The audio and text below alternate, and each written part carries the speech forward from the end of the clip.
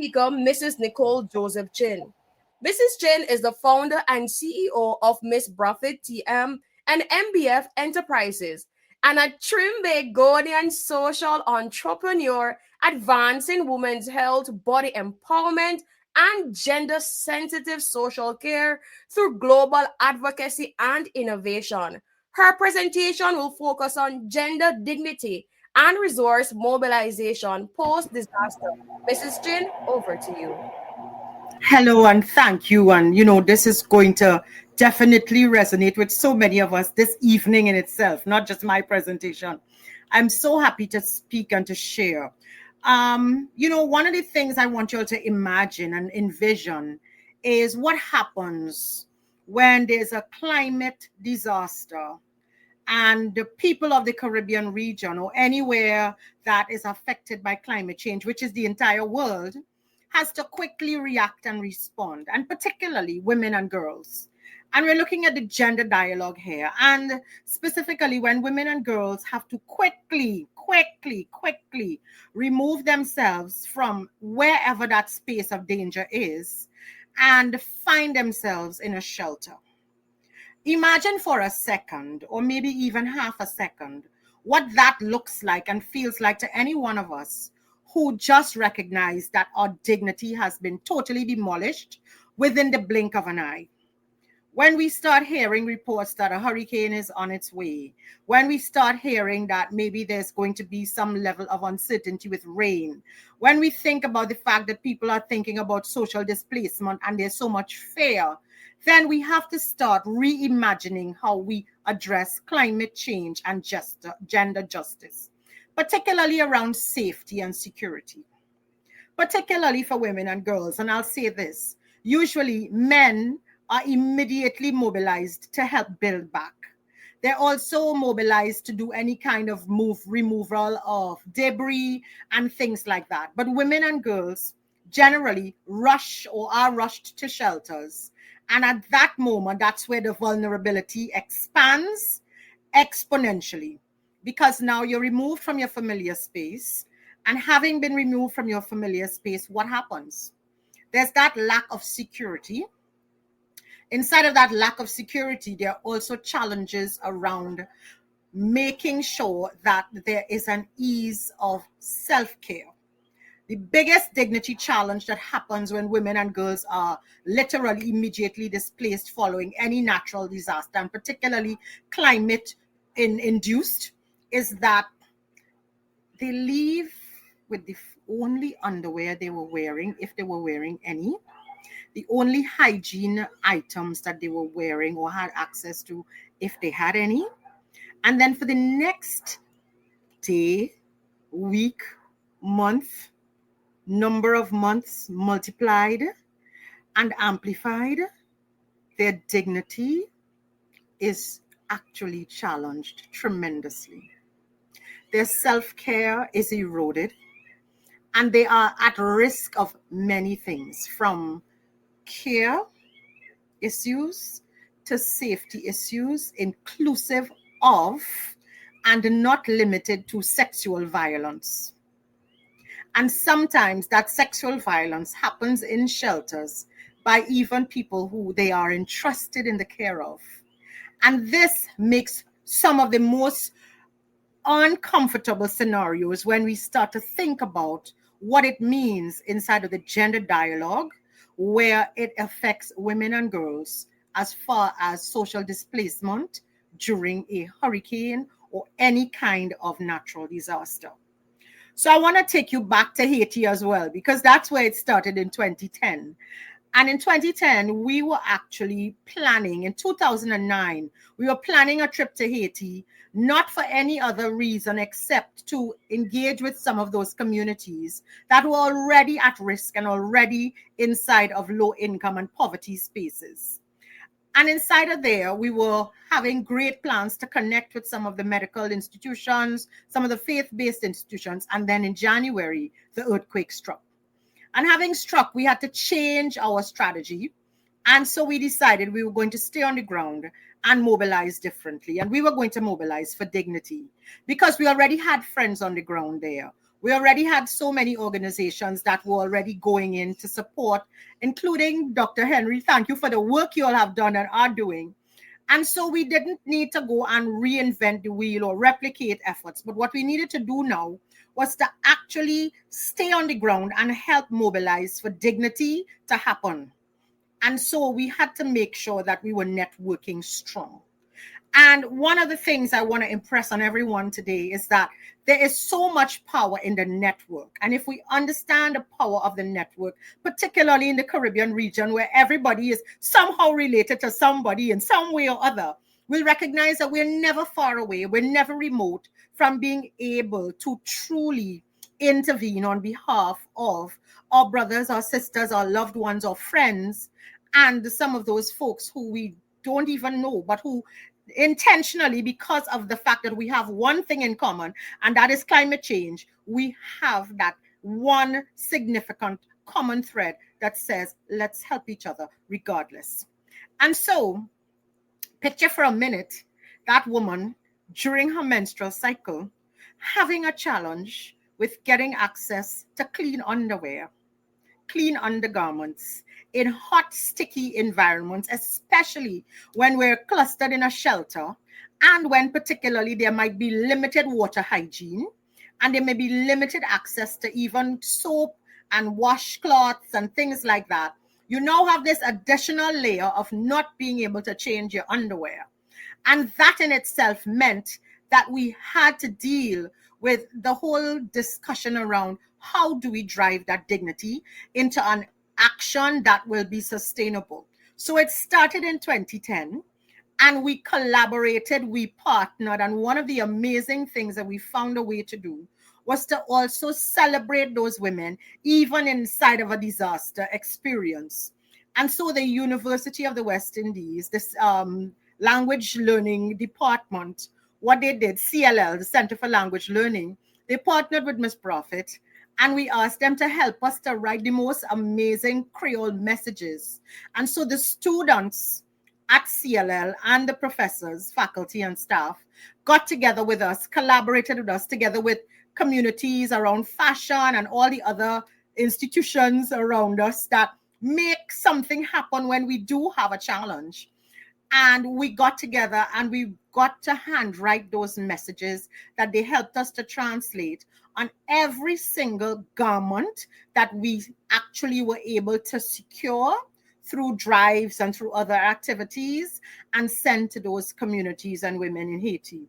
So we got handwritten messages of endearment, of courage, of hope, sent and delivered. And we knew our friends on the ground would deliver. And so that's where the network and the partnerships and the participation came. Fast forward to Hurricanes Maria, Ivan, and recently Beryl. And what we've been also focused on again is engaging in that dignity and safety dialogue. And so what we've done is also partnered with some of our other international friends like Safe City to use the app, to download that app so that you can report incidents or any incidences of violence or violations, or if you feel vulnerable, even more vulnerable. And do you know, especially women, do you know, and you can identify right in this minute, with not, with the thought actually, not let's not say it's happening already, but with the thought of not having access to clean clothing and especially your first layer. And Ms. Brafit, what we do is we actually expand the discussion around breast health and breast care. And what best way to engage women, and particularly women who are inside of a at-risk space and girls, to feel that sense of security because of the fact that they have on that one layer that protects us from most visual discomforts, as well as from any kind of visibility that makes us feel vulnerable. And so some of the images on the screen would be our conversations and education, because one of the ways to bring about dialogue is to really educate. So the very far bottom where you see A, B, C, D, that was our first bra collection drive together with our not-for-profit 2 Cups of Care. And what we did was we had a bra collection drive, which is what we continuously do around the year. But we don't just do it because we want to send bras to somebody or we want to send undergarments to someone. What we do is we collectively make sure that they are gently used or brand new. And then we discuss how we are going to educate so that delivery of these items are not just for the sake of saying we dropped off 50 bras in a community center, or we gave 30 bras to young girls, or we gave 10 panties to women because we want to deal with all the menstrual hygiene and all of that kind of thing. So 7 years ago, you would have seen where on this marker, on this day, we would have thanked some of our friends for supporting and participating. And then in 2010, you would have seen where we would have thanked our bra donors, and particularly because we were sending products in batches. So we were sending a batch at a time.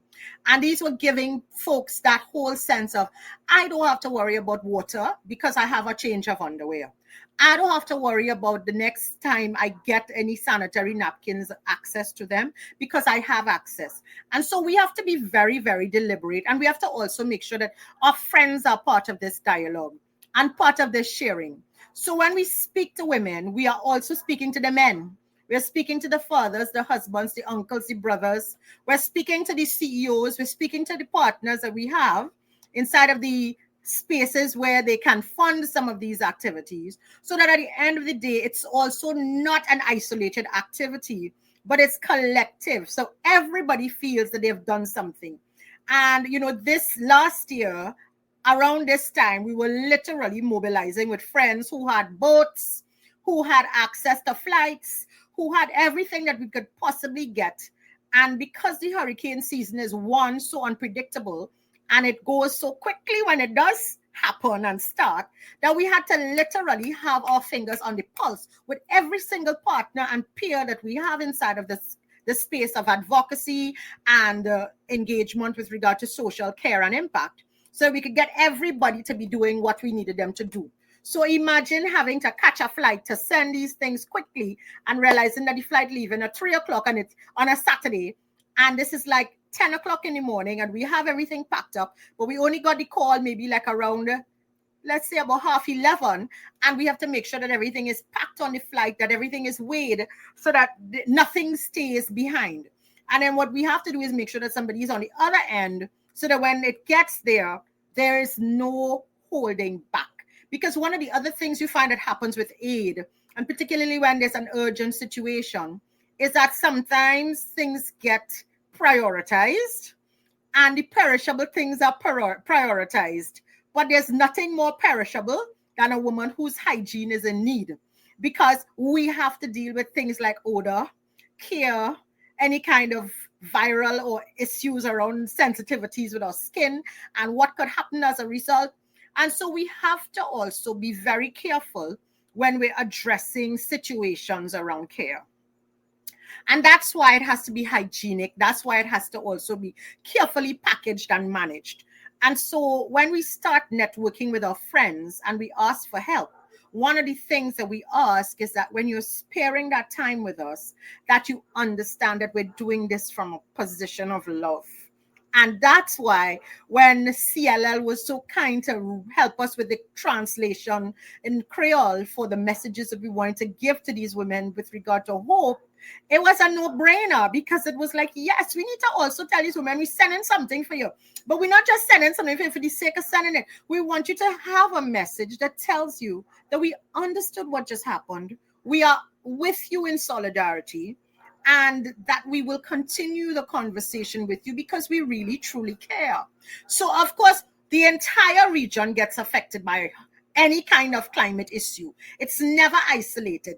Even if it happens on a particular terrain or territory, it comes back to all of us because the region is already so small. We are already so deeply connected by ways of even our networks, our university network, and so many of the other networks that are also not just from the perspective of friendships, but from the corporate spaces and academia. And so what you find is that the more we collaborate and put our actions and efforts collectively into action, we are going to be able to save the region with more effort, and more productive efforts, as opposed to feeling overwhelmed, isolated, and of course, unable to fulfill these particular and specific needs. The safety of women and girls during a crisis cannot be overemphasized. Inside of shelters, sometimes you never hear of the sexual violence or the neglect or the abandonment that happens, because everyone starts to feel that they need to self-care and they need to actually just survive. And inside of that survival mode space, sometimes some of the most unfortunate things happen. If it is that we are aware that things like that are happening, we also need to understand where advocacy comes in. And this is again why one of our key roles is also to bring about that dialogue and have education at the forefront of every single thing that we do. So how do we educate? We educate by bringing about conversations around the dialogue about safety. We educate by talking about breast health, body care, and hygiene, and then not just talking about it, but having the applicable actions done that will show how it is going to manifest as something that gives people not just that comfort and confidence, but that sense of care. Miss Brown, you have 40 seconds remaining. Yes, and so what we have to do is make sure that we are really reflective about what happens when we have a climate challenge and disaster in the Caribbean and in the global south. Thank you. Thank you, Miss Braffit. Your passion shines through and your message was so clear. Dignity and care are not optional in disaster response. They are essential. Something else that you said that stood out for me was there's so much power in network, truly inspiring. And I see the chat. There's nothing like the power of Caribbean sisterhood, leveraging networks to promote women's rights and dignity. Such a great message. Thank you so much. We'll be moving right along to our next speaker.